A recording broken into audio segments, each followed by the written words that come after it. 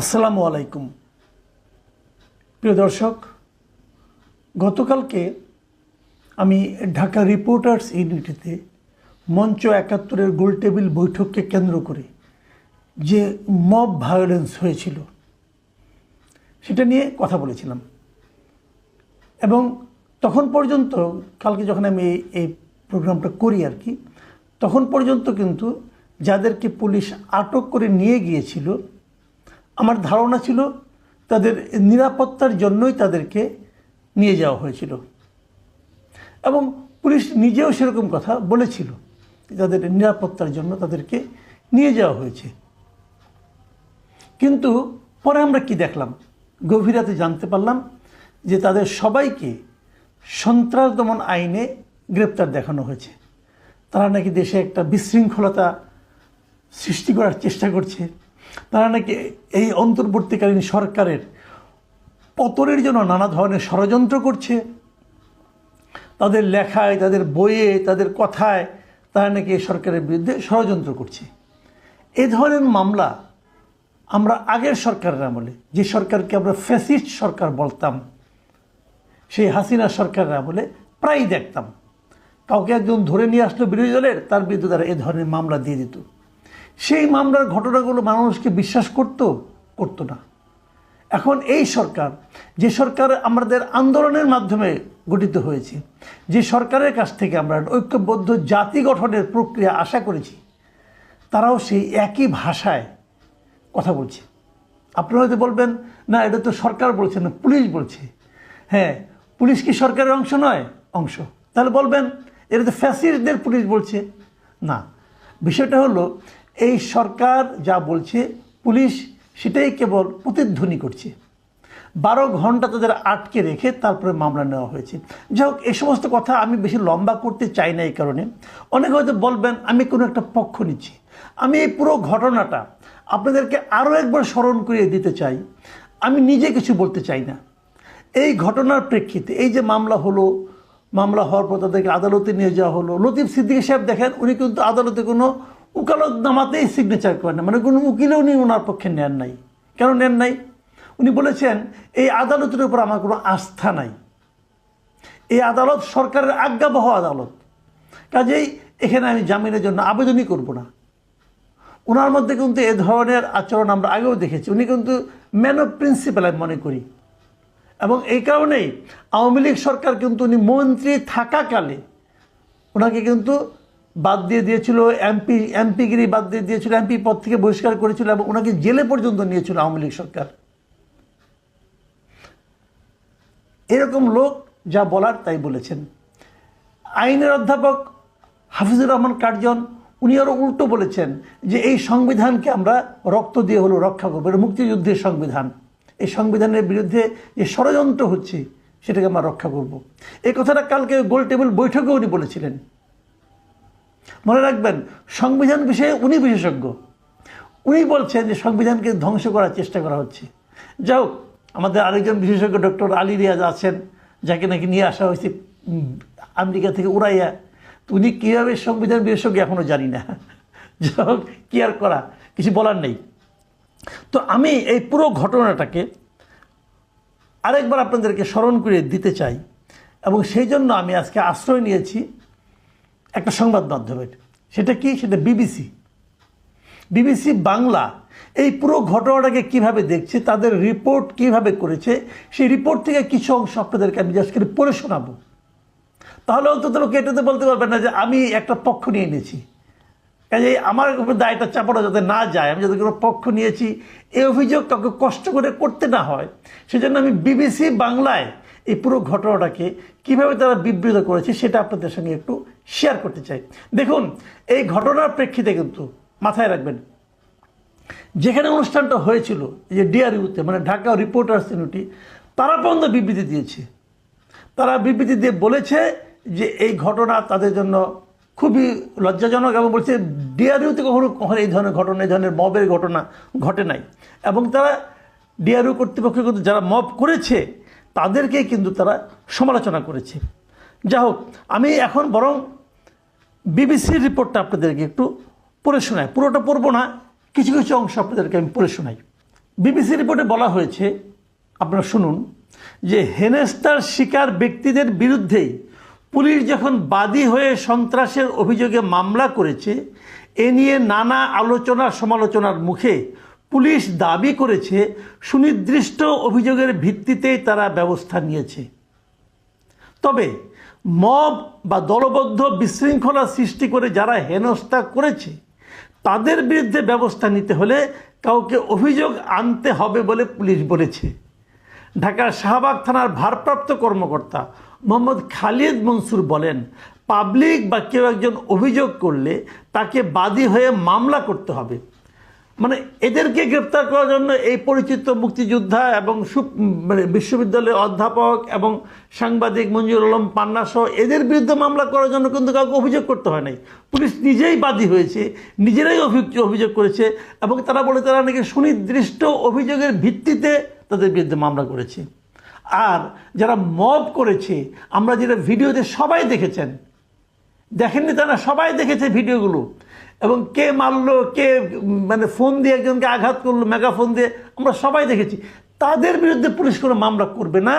যদি কেউ যে মামলা করেন কোনো সাধারণ নাগরিক, তাহলে ওনারা এই মামলা নেবেন। কে যাবে?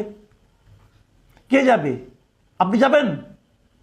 আপনি গেলে আপনাকে যে মবের শিকার হতে হবে না তার কোনো গ্যারান্টি আছে? আপনাকে কে নিরাপত্তা দিবে? এবং পুলিশ তাদের গ্রেপ্তারের পেছনে যে যুক্তিটা দেখিয়েছে, যে আপনার যে এজাহার যেটা হয়েছে, সেখানে কি বলা হয়েছে দেখুন। পুলিশ কি বলেছে?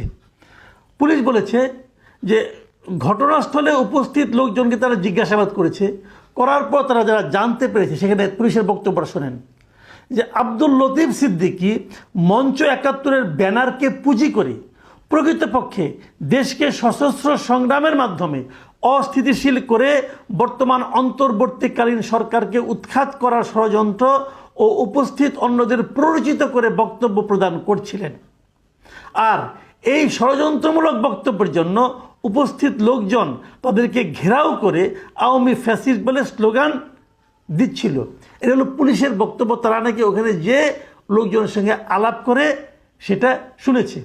তারপর বিবিসি বলছে, বিবিসির বক্তব্যটা শোনেন আপনারা, যদিও আলোচনা সভায় হেনস্থার একাধিক প্রত্যক্ষদর্শী বিবিসি বাংলাকে জানিয়েছে, আলোচনা সভার প্রথম বক্তা ঢাকা বিশ্ববিদ্যালয়ের অধ্যাপক শেখ হাফিজুর রহমান কার্জনের বক্তব্য শেষ হওয়ার পরপরই ২০-২৫ জন ঘটনাস্থলে উপস্থিত হয়ে স্লোগান দিতে থাকেন এবং এক পর্যায়ে আলোচনায় অংশগ্রহণকারীদের উপর চড়াও হন। ফলে আলোচনা সভায় আর কেউ কথা বলার সুযোগই পাননি। তাহলে শেখ হাফিজুর রহমান কার্জন ছাড়া আর কেউ বক্তব্য দেওয়ার সুযোগই পায় নাই। সেখানে পুলিশ বলছে ওখানে নাকি আব্দুল লতিফ সিদ্দিকী সশস্ত্র বিপ্লবের কথা বলছে। কীভাবে শুনলো? পুলিশকে আমরা চ্যালেঞ্জ করে বলতে চাই, এই জনাব পুলিশ, আপনারা আব্দুল লতিফ সিদ্দিকীর বক্তব্যের একটা ভিডিও দেখান তো ভাই, একটা সিম্পলি একটা ভিডিও দেখান যেখানে নাকি লতিফ সিদ্দিকী কি বলছে এটা দেখা যাচ্ছে। পারবেন? পারবেন না। কিন্তু এই মব সৃষ্টিকারীরা কি কি করেছে তো সমস্ত ভিডিও কিন্তু সোশ্যাল মিডিয়ায় আছে। আপনাদের তারপরেও মনে হলো লতিফ সিদ্দিকী যে কথা বলেননি, বলার সুযোগও পাননি, দাঁড়াতেই পারেননি, মাইক্রোফোনই হাতে নিতে পারেননি, সে এই সমস্ত কথা বলেছে বলে আপনারা দাবি করছেন। ভাই, আপনাদেরকে লজ্জা শরম বলতে কিছু নাই। আপনারা যেটা বলছেন মানুষ তো দেখছে, সোশ্যাল মিডিয়া এখন সব পাওয়া যায়। ঘটনা যখন ঘটছে তখনই সোশ্যাল মিডিয়া সব চলে এসেছে। অনেক লোক সেখানে ছিল যারা মোবাইলে রেকর্ড করে দিয়ে দিয়েছে। পুলিশ এই কথাগুলো যে বলল, পুলিশের এই কথাগুলো মানুষ কি মিলিয়ে নিতে পারবে? তাহলে আপনাদের ব্যাপারে মানুষের মনে ধারণাটা কি দাঁড়াবে? একটু লজ্জা পাওয়া তো উচিত, তাই নয় কি? দেখুন, এই অনুষ্ঠানের যিনি আয়োজক ছিলেন, এই মঞ্চ ৭১-এর যিনি কর্মকর্তাদের মাঝে একজন, যিনি বিভিন্ন জায়গায় দাওয়াত পাঠিয়েছিলেন, তিনি হলেন সিনিয়র অ্যাডভোকেট জেরাই খান পান্না। তিনি অবশ্য অনুষ্ঠানে ওই দিন ছিলেন না। আমি যতটুকু শুনেছি উনি নাকি জ্যামের কারণে যেতে পৌঁছতে দেরি হচ্ছিল, যখন পৌঁছানোর আগে এই ঘটনাগুলো ঘটতে শুরু করেছেন। এবং তিনি বলেছেন যে এই ঘটনার সঙ্গে জামায়াত নেতাদের সংশ্লিষ্টতা আছে। উনি এটা বিবিসিকে বলেছেন। কিন্তু আমি কিন্তু যা বলছি এখন বিবিসির বাংলার অনলাইন থেকে আপনাদেরকে পড়ে শোনাচ্ছি, এখানে আমার কোনো বক্তব্য নাই কিন্তু। এবং তিনি বলেছেন, এই আইনজীবী বলেছেন, তাদের কাছে থাকা প্রমাণ আইন শৃঙ্খলা বাহিনীর কাছে দেওয়া হলেও এখন পর্যন্ত তারা কোনো ব্যবস্থা নেয়নি। এটা জেরা খান পান্নার অভিযোগ। আর উনি যে বলেছেন জামাতের লোকজন উপস্থিত ছিলেন, সেখানে পল্টন থানার যে জামাতের নেতা শাহিন আহমেদ খান, তিনি বলেছেন যে ওখানে জামায়াতের ব্যানারে কেউ যায় নাই, তবে জুলাইকে ধারণ করা অনেকে সেখানে গেছেন। তার মানে জামায়াতের লোক যদি যায় থাকে, সেটা কি জামায়াত হিসেবে যায় নাই, জুলাইকে ধারণ করে বলে গিয়েছেন। ভালো কথা। ওখানে আরও অনেক উপস্থিত ছিলেন।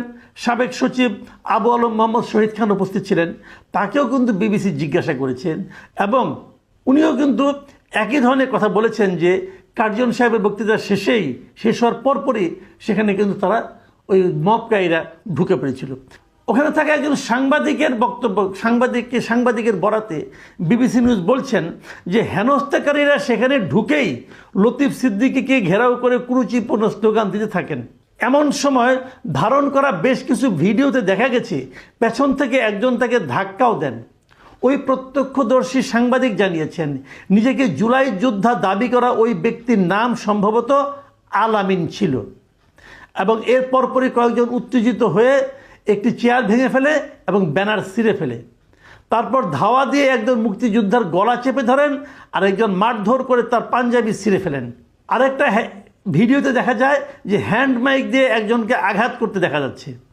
এরকম ঘটনা প্রায় ৪৫ মিনিট ধরে চলার পর সেখানে পুলিশ উপস্থিত হয় এবং তারা হেনস্থার শিকার ব্যক্তিদেরকেই আটক করে থানায় নিয়ে যায় এবং পরে তাদের উপর অন্তর্বর্তী সরকারকে উৎখাতে ষড়যন্ত্রের অভিযোগে মামলা করে।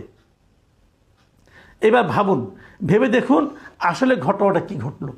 এবং বিবিসির যে নিউজটা হয়েছে, এটা কিন্তু আপনি পক্ষপাতদুষ্ট নিউজ বলতে পারবেন না। ওনারা কিন্তু আসলে রিয়েল জার্নালিজমটাই করেন। আমি দেশের কোনো মিডিয়াকে না হয় আমি কোট করলাম না, ধরে নিলাম কোনো না কোনো মিডিয়া, কোনো না কোনো দলের, কোনো না কোনো পক্ষের পক্ষপাতদুষ্ট।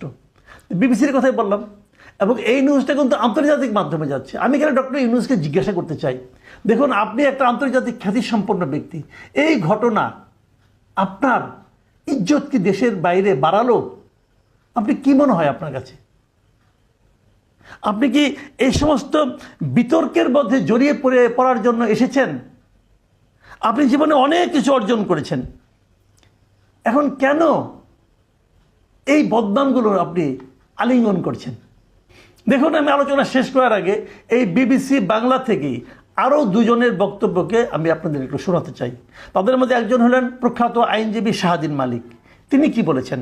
তিনি বলেছেন মুক্তিযুদ্ধ এবং সংবিধানকে সব মানুষ থেকে বিচ্ছিন্ন করে দলীয়ভাবে চিহ্নিত করার চেষ্টা চলছে।